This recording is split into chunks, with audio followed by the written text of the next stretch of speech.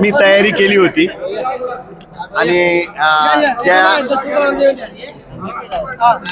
मी निवडणुकीची पूर्ण तयारी केली होती. निवडणुकीला आम्ही सामोरे जाणार होतो, पण अचानक आमचे वरिष्ठ आदरणीय सपकाळ साहेब त्यांनी खरगे साहेब आणि आमचे चनिथल्ला निरीक्षक ऑल इंडियाचे महाराष्ट्राचे ऑब्झर्व्हर चनिथल्ला यांच्या निर्देशानुसार सपकाळ साहेबांनी आमच्या सर्व ज्येष्ठ मंत्र्यांशी, माजी मंत्र्यांशी, सगळ्या MPCCच्या सदस्यांशी चर्चा करून, जिल्हा काँग्रेसशी चर्चा करून निर्णय केलेला आहे की आपण इथं थांबलं पाहिजे.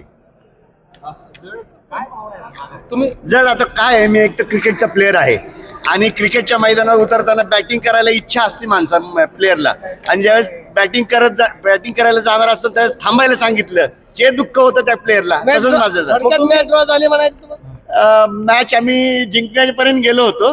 तुम्हाला सुपर ओव्हर बघता आली असती, पण ठीक आहे, परत 2029 जवळ आहे. तुम्ही म्हणताय दुःख होतं, तुम्ही वरिष्ठांशी काय बोलणं केलं होतं की आपण लढाव्यात काय का? आम्ही रिक्वेस्ट केली होती वरिष्ठांना की आपण सक्षमपणे लढूया, मुद्द्यावर लढूया. महाविकास आघाड्यातले सगळे जे काही महाविकास आघाडीचे जे काही लोक आहेत ते लीडर आहेत, त्या पद्धतीने आम्हाला सपोर्ट करतोय. विशेष करून महादेव जानकर आणि बाळासाहेब आंबेडकर या दोघांनी मला पाठिंबा दिला होता. त्यांचं मनापासून आभार.